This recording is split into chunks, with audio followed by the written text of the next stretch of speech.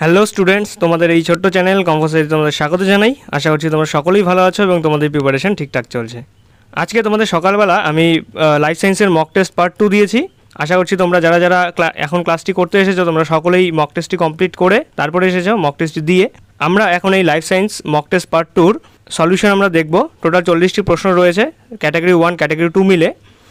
Complete solution ভিডিওটি তোমরা দেখো, তোমরা মার্ক করো তোমাদের কোন কোন জায়গায় ঠিক হচ্ছে, কোন কোন জায়গায় ভুল হচ্ছে। আর ক্লাস শেষে অবশ্যই তোমরা কমেন্টে জানাবে এই 40টি প্রশ্নের মধ্যে নেগেটিভ মার্ক মিলিয়ে তোমার কত আসছে, ঠিক আছে?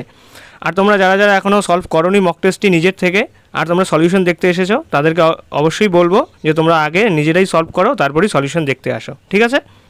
আর তোমরা যারা জানো না এখনও যে আমাদের এই মক টেস্টগুলো কোথায় পাওয়া যায়, তোমাদের বলে রাখি আমাদের টেলিগ্রাম চ্যানেল রয়েছে, হোয়াটসঅ্যাপ গ্রুপ রয়েছে। এই দুই গ্রুপেই প্রথমে মক টেস্ট দেওয়া হয়, পিডিএফ দেওয়া হয়, তারপর তোমাদের এই যে সলিউশন দেওয়া হয় ইউটিউব চ্যানেলে, ঠিক আছে?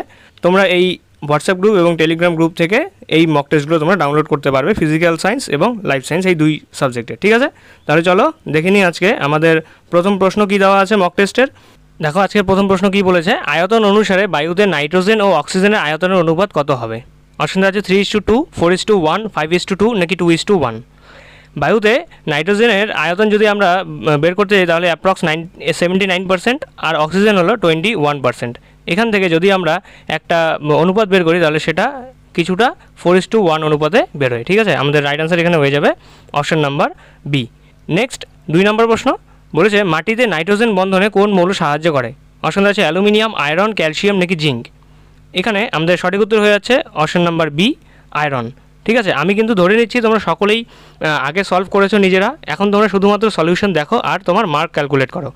এখানে কিন্তু ডিটেলস কোনো এক্সপ্লেনেশন করা হবে না, কারণ তোমাদের ডিটেলসে এক্সপ্লেনেশন ক্লাস আগেই হয়ে গিয়েছে। প্লেলিস্ট রয়েছে, ফিজিক্যাল সায়েন্সের প্লেলিস্ট রয়েছে, লাইফ সায়েন্সের প্লেলিস্ট রয়েছে, সেখানে ডিটেলসে সমস্ত ক্লাস করানো আছে। তোমাদের যদি ডিটেলস ক্লাস দরকার হয় এখন, তাহলে তোমরা অবশ্যই কিন্তু প্লেলিস্ট থেকে চেক করে নিতে পারো, ঠিক আছে? এখানে আমরা শুধু মক টেস্টের সলিউশন দেখব। চলো নেক্সট 3 নম্বর প্রশ্ন বলেছে পৃথিবীতে নাইট্রোজেনের সর্ববৃহৎ সঞ্চয় হলো? অপশন আছে মাটি, বাতাস, সমুদ্র নাকি পাথর। সবথেকে বেশি নাইট্রোজেন কোথায় সঞ্চিত থাকবে পৃথিবীর? এখানে আমাদের রাইট আনসার হয়ে যাবে অপশন নাম্বার খ, বাতাসে, ঠিক আছে? 79% নাইট্রোজেন থাকে বাতাসের মধ্যে, তাহলে পৃথিবীর বাতাসেই সর্ববৃহৎ নাইট্রোজেন সঞ্চিত অবস্থায় থাকে। নেক্সট 4 নম্বর প্রশ্ন বলেছে নাইট্রোজেন আবদ্ধকারী একটি স্বাধীনজীবী অণুজীব। স্বাধীনজীবী, ঠিক আছে? ফ্রি লিভিং একটি অণুজীব কোনটি, যে কিনা কী করবে করবে সংবন্ধন বা আবদ্ধকরণে সাহায্য করবে? অপশন হচ্ছে ইস্ট, অ্যাগারিকাস, অ্যানাবিনা নাকি রাইজোবিয়াম। এখানে সঠিক উত্তর হয়ে যাবে আমাদের অপশন নাম্বার সি, অ্যানাবিনা, ঠিক আছে? নাইট্রোজেন আবদ্ধকারী একটি স্বাধীনজীবী অণুজীব হলো অ্যানাবিনা। অ্যানাবিনা অ্যাকচুয়ালি একটি কি BGA, ব্লু গ্রিন অ্যালগি অথবা নীলাভ সবুজ শৈবাল। নেক্সট 5 নম্বর প্রশ্ন বলছে নিম্নের কোনটি অ্যামোনিফাইং ব্যাকটেরিয়ার উদাহরণ? এটা যখন তোমাদের আমি পড়িয়েছিলাম তখন বলেছিলাম যে এই কোশ্চেনটা কিন্তু খুব ইম্পর্ট্যান্ট। নিচের কোনটি অ্যামোনিফাইং ব্যাকটেরিয়া? অপশন আছে ব্যাসিলাস মাইকয়েডিস, নাইট্রোসোমোনাস, সিউডোমোনাস নাকি রাইজোবিয়াম। এখানে তোমাদের রাইট আনসার হয়ে যাচ্ছে option number A, bacillus mycoides হলো এক ধরনের অ্যামোনিফাইং ব্যাকটেরিয়া। আর এই যে এখানে সিউডোমোনাস দেওয়া আছে, এই সিউডোমোনাস কিন্তু একটি ডিনাইট্রিফাইং ব্যাকটেরিয়া, ঠিক আছে? নেক্সট 6 নম্বর প্রশ্ন, আশা করছি তোমাদের সমস্ত ক্লাসগুলো মনে পড়ছে, তোমাদের কিন্তু এই সমস্ত কিছুই পড়ানো হয়েছে। এখানে শুধুমাত্র কি একটি ভাষা চেঞ্জ করে তোমাদের কোশ্চেনগুলো ফ্রেম করা হয়েছে। দেখো এখানে কি বলেছে, ইংরেজি ভি আকৃতির ক্রোমোজোমকে বলা হয়। অপশন আছে মেটাসেন্ট্রিক, টিলোসেন্ট্রিক, অ্যাক্রোসেন্ট্রিক নাকি সাবমেটাসেন্ট্রিক। এখানে তোমাদের রাইট আনসার কী হয়ে যাবে অপশন নাম্বার এ, মেটাসেন্ট্রিক, ঠিক আছে? দেখো মেটাসেন্ট্রিক ক্রোমোজোমের কী হবে, ক্রোমোজোমের একদম ঠিক মাঝখানে সেন্ট্রোমিয়ার থাকবে। এবার এই মাঝের সেন্ট্রোমিয়ারকে যদি তুমি এদিকে টেনে ধরো তাহলে দেখো এটা দেখতে কিছুটা ভি আকৃতির মতন হয়ে যাবে। এই জন্যই মেটাসেন্ট্রিককে কী বলা হয়, ভি আকৃতির ক্রোমোজোম, ঠিক আছে? নেক্সট 7 নম্বর প্রশ্ন বলেছে অর্বুদে বসবাসকারী ব্যাকটেরিয়ার নিম্নের কোন উৎসেচকটি ব্যবহার করে সরাসরি N2 শোষণ করে? এই যে সিম্বগোত্রীয় উদ্ভিদ রয়েছে লেগুমিনাস প্লান্ট, এদের মূলের অর্বুদে বসবাসকারী ব্যাকটেরিয়া কোন উৎসেচকের সাহায্যে বাতাসের নাইট্রোজেনকে সরাসরি আবদ্ধ করতে পারে অথবা শোষণ করতে পারে? অপশন আছে হাইড্রোজিনেস, নাইট্রোজিনেস, রাইবোজিনেস নাকি লাইসোজাইম। এখানে তোমাদের রাইট আনসার হয়ে যাচ্ছে অপশন নাম্বার বি, নাইট্রোজিনেস, ঠিক আছে? নাইট্রোজেন আবদ্ধ করতে সাহায্যকারী উৎসেচকটি হলো নাইট্রোজিনেস। চলো নেক্সট 8 নম্বর প্রশ্ন বলেছে কিমোজেনি তত্ত্বের প্রবক্তা হলো? এখানে কোশ্চেনটা একটু অপশন ফ্রেম করতে ভুল হয়েছে। কিমোজেনি তত্ত্বের প্রবক্তা হলেন, অপশন আছে হ্যালডেন, ওপারিন, আর্হেনিয়াস, ফ্লুজার। তোমরা যারা পড়েছো, তোমরা যারা জানো, তোমরা সঠিক উত্তর হয়তো দিয়েছো। এখানে আমাদের আনসার দুটো হবে, কি কি, একটা হ্যালডেন আর হলো ওপারিন। ওপারিন এবং হ্যালডেন দুজনেই কিন্তু কিমোজেনি তত্ত্বের প্রবক্তা, ঠিক আছে? নেক্সট 9 নম্বর প্রশ্ন বলেছে নিম্নলিখিত কোন পিরিয়ডে ডাইনোসরদের অবলুপ্তি ঘটে? কোন যুগে ডাইনোসরদের অবলুপ্তি ঘটেছিল? অপশন আছে জুরাসিক, ট্রায়াসিক, ক্রিটেসিয়াস নাকি পারমিয়ান। এখানে আমাদের রাইট আনসার হয়ে যাচ্ছে অপশন নাম্বার, ঠিক আছে, সি, ক্রিটেসিয়াস। ঠিক আছে, নেক্সট 10 নম্বর প্রশ্ন বলেছে শিশুর দেহে ল্যাজের আবির্ভাব হলো। আমাদের যে শিরদাঁড়া রয়েছে, শিরদাঁড়ার একদম লাস্ট বোন যেটা, ভার্টিব্রাল কলামের লাস্ট বোন, সেটা হলো কক্সিস। এই কক্সিস আগে কী ছিল? ল্যাজ ছিল। এবারে শিশুর দেহে ল্যাজের যদি আবির্ভাব হয় তাহলে তাকে আমরা কী বলবো? অ্যাটাভিজম, অভিসারী বিবর্তন, অপসারী বিবর্তন নাকি কোনোটিই নয়? এই ঘটনাকে আমরা কি বলে থাকি? অপশন এ হয়ে যাবে রাইট আনসার, অ্যাটাভিজম। তাহলে শিশুর দেহে ল্যাজের আবির্ভাব হলো অ্যাটাভিজম। নেক্সট 11 নম্বর প্রশ্ন বলেছে ভার্মিফর্ম অ্যাপেন্ডিক্স নিম্নের কোন অঙ্গের নিষ্ক্রিয় রূপ?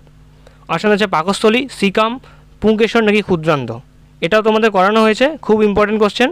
রাইট আনসার হয়ে যাবে সিকাম। সিকামের একটি অংশ ভার্মিফর্ম অ্যাপেন্ডিক্স,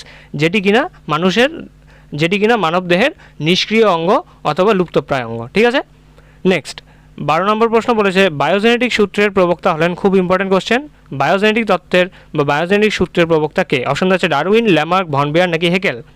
এখানে সঠিক উত্তর হয়ে যাচ্ছে আমাদের option number D, Haeckel. Ernst হেকেলকে আমরা বায়োজেনেটিক সূত্রের প্রবক্তা বলে থাকি। নেক্সট 13 নম্বর প্রশ্ন বলেছে উদ্ভিদের লুপ্তপ্রায় অঙ্গের উদাহরণ কি?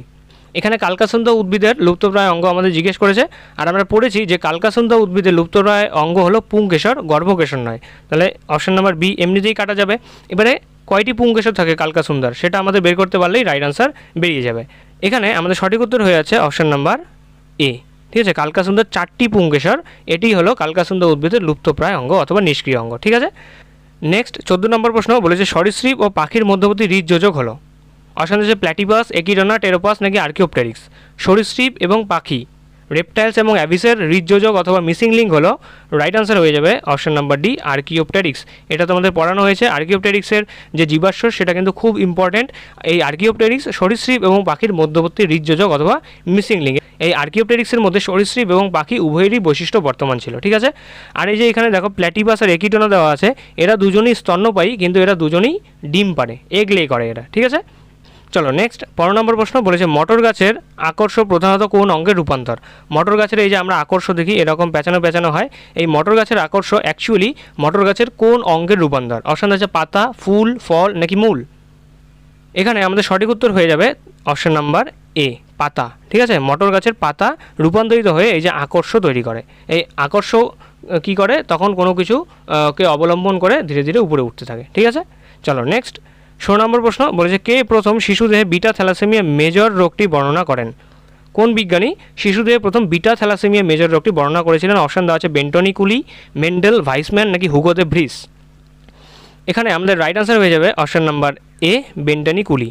এই যে মেন্ডেলকে আমরা কি বলে থাকি?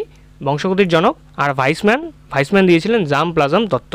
চলো নেক্সট 17 নম্বর প্রশ্ন বলেছে নিম্নের কোন বিজ্ঞানী লিঙ্কেজের ঘটনা প্রমাণ করেন?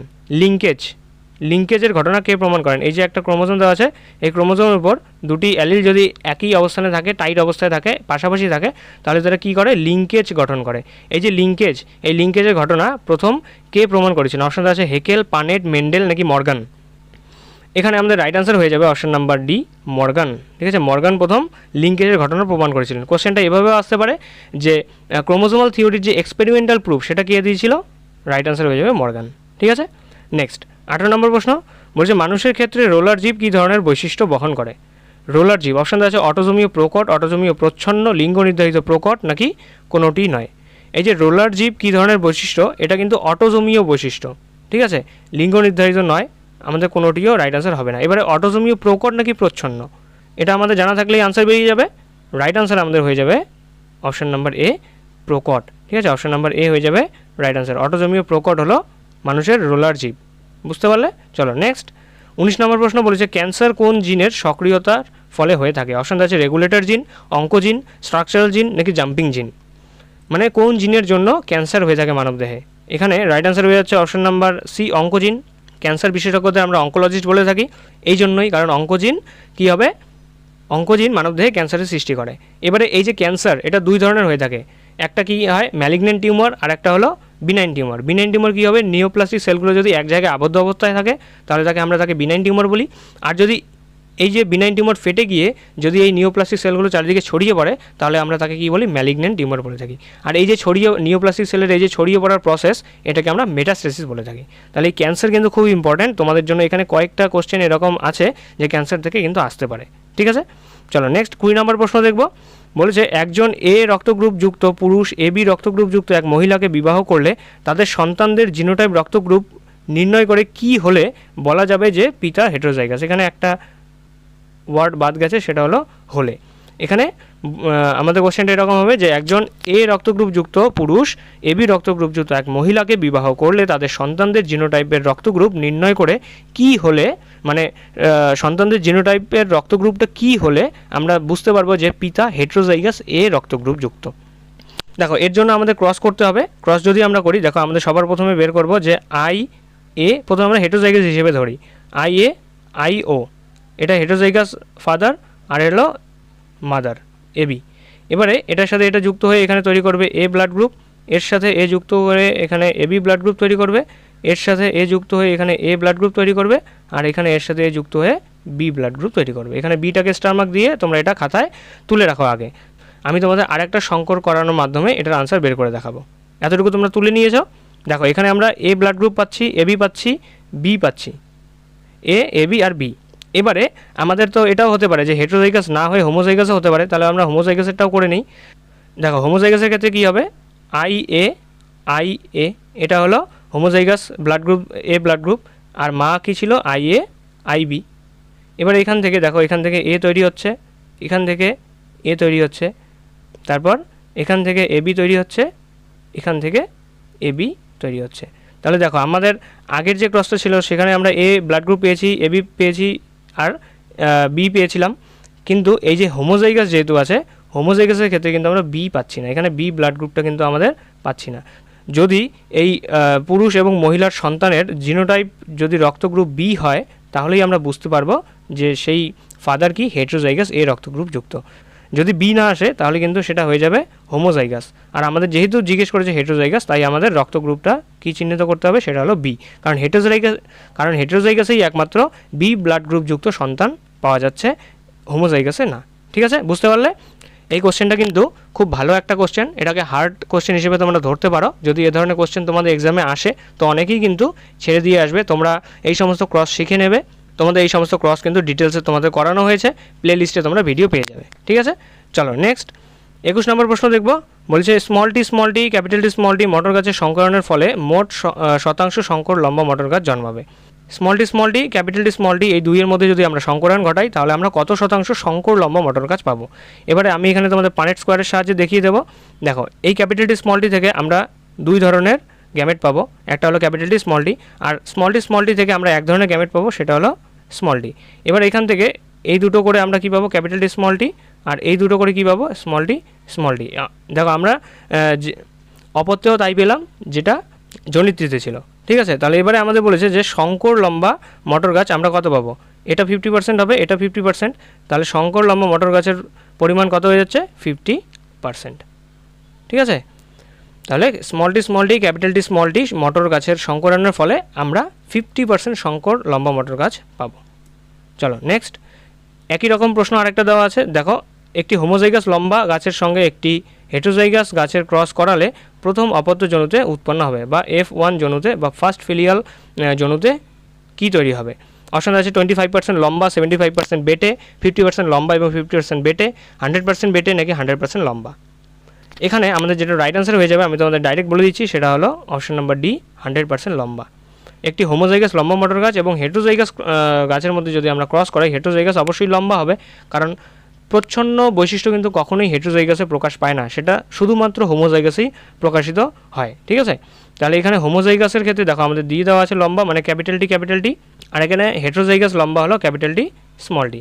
এই দুইয়ের মধ্যে যদি আমরা সংকর ঘটাই তাহলে কিন্তু আমরা 100% লম্বা গাছ পাবো। তোমরা নিজেরা আগে সংকরটা করে নেবে, তারপরেই দেখবে যে 100% বেরোচ্ছে কি না। ঠিক আছে, চলো নেক্সট 23 নম্বর প্রশ্ন বলেছে capital Y, capital R, capital T small T উদ্ভিদ থেকে কয় প্রকারের গ্যামেট তৈরি হতে পারে।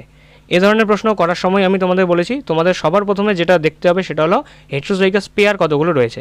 এখানে দেখো এই একটা হেটেরোজাইগাস পেয়ার, এই একটা হেটেরোজাইগাস পেয়ার, তাহলে দুটো হেটেরোজাইগাস পেয়ার রয়েছে, তার মানে এন এর মান হলো 2, n ইকুয়ালস টু 2। এবারে গ্যামেট বের করার জন্য আমাদের যে সূত্রটা ছিল সেটা ছিল 2 টু দি পাওয়ার n, যেখানে n হলো হেটেরোজাইগাস পেয়ারের সংখ্যা। এবারে মান বসিয়ে দাও n এর, তাহলে 2 to the power 2 equals to 4 হয়ে যাচ্ছে আমাদের রাইট আনসার। মানে এখানে 4 প্রকারের গ্যামেট তৈরি হবে। এবারে কী কী 4 প্রকারের গ্যামেট তৈরি হবে তোমরা এটা অবশ্যই কমেন্ট বক্সে জানাবে, আমি কিন্তু চেক করবো অবশ্যই, ঠিক আছে। চলো নেক্সট 24 নম্বর প্রশ্ন বলেছে ডিএনএর পিরিমিডিন বেস হলো। অপশন আছে অ্যাডেনিন ও গুয়ানিন, থাইমিন ও সাইটোসিন, সাইটোসিন ও গুয়ানিন, নাকি থাইমিন ও সাইটোসিন। তোমাদের এই ডিএনএর পিরিমিডিন বেস যে ছিল এটার আমি ট্রিক দিয়েছিলাম, সেটা হলো cut the pyramid, cut the pyramid. এখানে C for cytosine, T for thymine আর ইউ ফর ইউরাসিল। এবারে ডিএনএর ক্ষেত্রে আমরা জানি যে ইউরাসিল থাকে না, ইউরাসিল থাকে কার জন্য, সেটা হলো আরএনএর জন্য। তাহলে সাইটোসিন আর থাইমিন হয়ে যাবে আমাদের রাইট আনসার। এখানে দেখো বি এবং ডি উভয়ই একই অপশান দেওয়া আছে, তাই যে কোনো একটা কেটে দাও। আমি ধরে নিচ্ছি তোমাদের B number option right answer. Cytosine এবং থাইমিন এই দুই দেখা যাবে ডিএনএর পিরিমিডিন বেস হিসেবে, ঠিক আছে। চলো নেক্সট 25 নম্বর প্রশ্ন বলেছে পলিটিন ক্রোমোজোম কথাটি প্রথম প্রবর্তন করেন। আমরা দুটি এ ধরনের ক্রোমোজোম পড়েছি, যে পলিটিন ক্রোমোজোম এবং ল্যাম্ব্রাস ক্রোমোজোম। এবারে এই পলিটিন ক্রোমোজোম কথাটি প্রবর্তন করেন কে? অপশন আছে ওয়াটসন ও ক্রিক, মেন্ডেল, নাকি ইজি বলবিয়ানি। ইম্পর্টেন্ট কোশ্চেন, আনসার বলে দিলাম, সেটা হয়ে যাবে তোমাদের ইজি বলবিয়ানি। আশা করছি তোমরা সকলেই রাইট আনসার দিয়েছ। পলিটিন ক্রোমোজোম কথাটি প্রবর্তন করেছিলেন কে? ইজি বলবিয়ানি, ঠিক আছে। নেক্সট 26 নম্বর প্রশ্ন বলেছে ট্রান্সডাকশন পদ্ধতি ব্যাকটেরিয়ার কোষে কে আবিষ্কার করেন? ব্যাকটেরিয়ার যে জনন রয়েছে, প্রজননের জন্য একটি পদ্ধতি রয়েছে, সেটা হলো ট্রান্সডাকশন পদ্ধতি। এই ট্রান্সডাকশন পদ্ধতিটি ব্যাকটেরিয়ার কোষে কে প্রথম আবিষ্কার করেছিলেন? অপশন আছে অ্যাভেরি, ম্যাকলয়েড, স্ট্রুডভেন্ট, নাকি জিন্দার এবং ল্যাডারবার্গ। এখানে রাইট আনসার হয়ে যাচ্ছে অপশন নাম্বার ডি, জিন্দার এবং ল্যাডারবার্গ সর্বপ্রথম ব্যাকটেরিয়ার কোষে ট্রান্সডাকশন পদ্ধতিটি আবিষ্কার করেছিলেন, ঠিক আছে। নেক্সট 27 নম্বর প্রশ্ন বলছে মুকুল এবং বীজের সুপ্তদশা ভঙ্গ করতে সাহায্য করে কোন হরমোন? মুকুল বা বীজের সুপ্তদশা বলতে অঙ্কুরোদ্গমে সাহায্য করবে, ঠিক আছে। কোন হরমোন? অপশন আছে অক্সিন, জিব্বারেলিন, সাইটোকাইনিন, নাকি ইথিলিন। এটা খুব ইজি কোশ্চেন আর খুব কমন। রাইট আনসার হয়ে যাচ্ছে তোমাদের অপশন নাম্বার বি, জিব্বারেলিন হরমোন মুকুল এবং বীজের সুপ্তদশা ভাঙতে সাহায্য করে, ঠিক আছে। নেক্সট 28 নম্বর প্রশ্ন বলেছে জেনেটিক ইঞ্জিনিয়ারিং প্রয়োগে প্রথম প্রস্তুত হরমোন। জেনেটিক ইঞ্জিনিয়ারিং প্রয়োগের মাধ্যমে আমরা কোন হরমোন প্রথম তৈরি করতে পেরেছি? অর্থাৎ জেনেটিক ইঞ্জিনিয়ারিং একটা কৃত্রিম প্রসেস, ঠিক আছে। কৃত্রিমভাবে আমরা সর্বপ্রথম কোন হরমোনটি প্রস্তুত করতে পেরেছি? অপশন আছে ইস্ট্রোজেন, টেস্টোস্টেরন, থাইরক্সিন, নাকি ইনসুলিন। এখানে রাইট আনসার হয়ে যাবে তোমাদের অপশন নাম্বার ডি, ইনসুলিন, ঠিক আছে। ইনসুলিন হরমোন সর্বপ্রথম জেনেটিক ইঞ্জিনিয়ারিং প্রয়োগের মাধ্যমে তৈরি করা হয়েছিল। আমেরিকান এক কোম্পানি, এলি লিলি নামক এক কোম্পানি কী করেছিল? এই ইনসুলিন হরমোনটি জেনেটিক ইঞ্জিনিয়ারিং প্রয়োগের মাধ্যমে প্রথম তৈরি করেছিল। কোন কোম্পানি? এলি লিলি। এটি আমেরিকার একটি কোম্পানি ছিল, ঠিক আছে। নেক্সট 29 নম্বর প্রশ্ন বলেছে কোন অ্যামিনো অ্যাসিড থেকে অক্সিন হরমোন সংশ্লেষিত হয়? অপশন আছে ট্রিপ্টোফ্যান, টাইরোসিন, ভ্যালিন, নাকি ফিনাইল অ্যালানিন। এখানে আমাদের রাইট আনসার হয়ে যাচ্ছে অপশন নাম্বার এ, ট্রিপ্টোফ্যান, ঠিক আছে। ট্রিপ্টোফ্যান থেকে অক্সিন হরমোন সংশ্লেষিত হয়। ট্রিপ্টোফ্যান হলো এক ধরনের অ্যামিনো অ্যাসিড। চলো নেক্সট, এবং আমাদের ক্যাটাগরি 1-এর আজকের লাস্ট প্রশ্ন 30 নম্বর প্রশ্ন বলেছে রিচমন্ড ল্যাং ইফেক্ট কথাটি ব্যবহৃত হয় যে হরমোনের সহিত? রিচমন্ড ল্যাং। অপশন আছে অক্সিন, সাইটোকাইনিন, জিব্বারলিন, নাকি ইথিলিন। এখানে সঠিক উত্তর হয়ে যাবে কি? অপশন নাম্বার বি, সাইটোকাইনিন, ঠিক আছে। এই রিচমন্ড ল্যাং ইফেক্ট এটি কার সাথে যুক্ত? সেটা হলো সাইটোকাইনিন নামক হরমোনের সাথে যুক্ত। নেক্সট এখান থেকে আমাদের পার্ট 2 শুরু, ক্যাটাগরি 2। এখানে আমাদের একই প্রশ্নের একাধিক উত্তর হতে পারে, তাই অপশনগুলো তোমরা খুব মনোযোগ সহকারে পড়বে এবং সঠিক আনসার বের করবে। দেখো প্রথম প্রশ্নই বলেছে সুন্দরী গাছের অভিযোজনগুলি হলো। অপশন আছে শ্বাসমূল, অতিরিক্ত লবণ পাতার লবণ গ্রন্থির মাধ্যমে নির্গত হয়, কাণ্ড ত্বক মোচন করে, নাকি শারীরবৃত্তীয় শুষ্ক মৃত্তিকায় জন্মানোর জন্য শাখা মূলগুলি অভিকর্ষের অভিমুখে যায়। এখানে আমাদের রাইট আনসার হয়ে যাবে কি কি? দেখো অপশন নাম্বার এ, শ্বাসমূল দেখা যাবে সুন্দরী গাছের মধ্যে, আর অতিরিক্ত লবণ পাতার লবণ গ্রন্থির মাধ্যমে নির্গত হয়। এই সুন্দরী গাছ বা লবণাম্বু উদ্ভিদের ক্ষেত্রে কী দেখা যাবে? পাতার মধ্যে লবণ গ্রন্থি দেখা যায়। মানে অতিরিক্ত পরিমাণ যখন লবণ তারা শোষণ করে জলের মাধ্যমে, তখন সেই সমস্ত লবণ গ্রন্থিতে সঞ্চিত হবে এবং তারপর সেগুলো নির্গত করে দেওয়া হয়, ঠিক আছে। এরা কি করে না? ত্বক মোচন করে না। আর এই সুন্দরী গাছ বা লবণাম্বু জাতীয় উদ্ভিদ কিন্তু শুষ্ক মৃত্তিকায় জন্মগ্রহণ করে না, ঠিক আছে। এরা কর্দমাক্ত লবণাক্ত জমিতে জন্মগ্রহণ করে। আর এদের শাখামূলগুলি নয়, শ্বাসমূলগুলি অভিকর্ষের কী করে? বিপরীত দিকে উঠে আসে, ঠিক আছে। চলো নেক্সট 32 নম্বর প্রশ্ন বলেছে মৌমাছির মৌ নৃত্যগুলি হলো। অপশন আছে ক্ষুদ্র চক্রাকার নৃত্য বা রাউন্ড ডান্স, সরলরৈখিক নৃত্য বা স্ট্রেট লাইন ডান্স, রেটিকুলেট ডান্স, নাকি ইংরেজি 8 অক্ষরের ন্যায় ওয়াগল ডান্স। কিছুদিন আগেই আমরা পড়েছি মৌমাছির আমরা দু ধরনের নৃত্য পড়েছিলাম, কি কি? একটা রাউন্ড ডান্স আর একটা হলো ওয়াগল ডান্স। রাউন্ড ডান্স হলো এরকম, রাউন্ড আর ওয়াগল ডান্স ইংরেজি 8 অক্ষরের ন্যায় এরকম হবে দেখতে। এটা হলো ওয়াগল আর এটা হলো রাউন্ড। ঠিক আছে, তাহলে আমাদের অপশান রাইট হয়ে যাবে ক আর ঘ, মানে এ এবং ডি আমাদের রাইট আনসার। ক্ষুদ্র চক্রাকার নৃত্য বা রাউন্ড ডান্স আর হলো ইংরেজি 8 অক্ষরের ন্যায় ওয়াগল ডান্স, এই দুটি হলো মৌমাছির মৌ নৃত্য। ঠিক আছে, চলো নেক্সট 33 নম্বর প্রশ্ন বলছে শিম্পাঞ্জির আচরণগত অভিযোজনগুলি হলো। শিম্পাঞ্জির মধ্যে আচরণগত কী কী অভিযোজন দেখা যায়? অপশনগুলো ভালো মতো পড়ো। প্রথমে দেওয়া আছে ফিশিং টুল ব্যবহার করা, পরজীবী দ্বারা আক্রান্ত হলে ভেষজ গাছ ব্যবহার করা, খাদ্যের সন্ধান পেলে ওয়াগল নৃত্য প্রদর্শন, নাকি আরবিসিগুলি ক্ষুদ্র এবং ডিম্বাকার হয়। এখানে দেখো প্রথম ক নাম্বার হয়ে যাবে, ফিশিং টুল ব্যবহার করে কারা? শিম্পাঞ্জিরা। আচরণগত বৈশিষ্ট্যের মধ্যে এটা পড়ে। পরের অপশন দেওয়া আছে পরজীবী দ্বারা যদি শিম্পাঞ্জিরা আক্রান্ত হয় তাহলে তারা ভেষজ গাছ ব্যবহার করে থাকে, এটাও একদম রাইট। তাহলে ক আর খ আমাদের রাইট আনসার হয়ে যাচ্ছে। আর এখানে খাদ্যের সন্ধানে ওয়াগল নৃত্য প্রদর্শন করে কারা? মৌমাছি। শিম্পাঞ্জিদের জন্য ওয়াগল নৃত্য দেখা যায় না। আর আরবিসিগুলো ক্ষুদ্র এবং ডিম্বাকার হয় কাদের? উটের, শিম্পাঞ্জির জন্য নয়। তাই গ এবং ঘ আমাদের রাইট আনসার হচ্ছে না, ক এবং খ হয়ে যাচ্ছে রাইট আনসার। ঠিক আছে, নেক্সট 34 নম্বর প্রশ্ন বলেছে ডারউইন তত্ত্বের ত্রুটিগুলি হলো। ডারউইন যে সমস্ত তত্ত্ব দিয়েছিল, ডারউইন যে সমস্ত মতবাদ দিয়েছিল সেগুলোকে একত্রে ডারউইন মতবাদ বলা হয় বা ডারউইনবাদ বলা হয়। এই ডারউইন তত্ত্বের মধ্যে ত্রুটিগুলি কী কী ছিল? অপশন আছে প্রকরণের উৎপত্তি এবং সঞ্চারণ সম্পর্কে তিনি ব্যাখ্যা দেননি, তারপর মিউটেশনের গুরুত্ব অনুধাবন করতে পারেননি, মিউটেশনকে প্রকৃতির খেলা বলে মনে করেছিলেন, নাকি অঙ্গ সম্পর্কে সঠিক ব্যাখ্যা তিনি দেননি। এখানে আমাদের রাইট আনসার হয়ে যাবে ক, প্রকরণের উৎপত্তি এবং সঞ্চারণ সম্পর্কে তিনি ব্যাখ্যা দিতে পারেননি, মিউটেশনের গুরুত্ব অনুধাবন তিনি করতে পারেননি, আর হলো মিউটেশনকে তিনি প্রকৃতির খেলা বলে মনে করেছিলেন। এই তিনটি ছিল কি ডারউইন তত্ত্বের ত্রুটি ছিল। ঠিক আছে, নেক্সট 35 নম্বর প্রশ্ন দেখো বলেছে দ্বিনিষেকের গুরুত্ব হলো। দ্বিনিষেক বা ডবল ফার্টিলাইজেশন, এই ডবল ফার্টিলাইজেশন অথবা দ্বিনিষেকের গুরুত্ব কী? অপশন আছে নিষিক্ত ডিম্বাণু ভ্রূণ গঠন করে, নির্ণীত নিউক্লিয়াস নিষেকের পর শস্য গঠন করে, অঙ্কুরোদ্গম সম্পূর্ণ বীজের ক্ষেত্রে দ্বিনিষেক অপরিহার্য নয়, নাকি সমস্ত উদ্ভিদেই দ্বিনিষেক ঘটে। এখানে আমাদের রাইট আনসার হয়ে যাবে দুটো, কী কী? ক, নিষিক্ত ডিম্বাণু ভ্রূণ গঠন করবে, আর নির্ণীত নিউক্লিয়াস নিষেকের পর শস্য গঠন করে। দেখো আমরা এটা ডিম্বক পড়েছি, ডিম্বকের মধ্যে এখানে কী কী থাকে? এখানে 3টি সেল থাকে যার মধ্যে 2টি সিনার্জিস, একটি এক্স সেল থাকবে, এখানে উপরে 3টি থাকবে, এখানে 3টিকে অ্যান্টিপোডাল সেল বলবো, মাঝখানে থাকবে এখানে পোলার সেল, পোলার সেলে 2টি নিউক্লিয়াস থাকবে। এবারে যখন মেল গ্যামিট আসবে পোলেন টিউবের মাধ্যমে একটা মেল গ্যামিট এখানে এসে এক্স সেলকে ফার্টিলাইজ করবে, তৈরি করবে কি ভ্রূণ, আর একটা যে মেল গ্যামিট থাকবে এই মেল গ্যামিট এসে এখানে পোলার নিউক্লিয়াসের সাথে ফার্টিলাইজ করবে, 2টি পোলার নিউক্লিয়াসের সাথে, আর এখানে তৈরি করবে 3N এর শস্য। ঠিক আছে, তাহলে দেখো এখানে বলেছে নিষিক্ত ডিম্বাণু ভ্রূণ গঠন করবে, একদম ঠিক। আর নির্ণীত নিউক্লিয়াস নিষেকের পর শস্য গঠন করে, এই শস্যের প্লয়টি কী হয়? 3N হয়। ঠিক আছে, ভ্রূণ 2N আর শস্য হয় 3N। বুঝতে পারলে? চলো নেক্সট 36 নম্বর প্রশ্ন বলেছে অনুবিস্তারের সুবিধাগুলি হলো। অনুবিস্তার অথবা মাইক্রো প্রপাগেশনের সুবিধা কী কী? অপশন আছে রোগমুক্ত উদ্ভিদ সৃষ্টি করা, লুপ্তপ্রায় উদ্ভিদ সংরক্ষণ করা, বীজবিহীন ফল উৎপাদন করে বংশবিস্তার ঘটানো, নাকি কর্ষণ মাধ্যম ব্যতি রেখে অপত্য সৃষ্টি করা।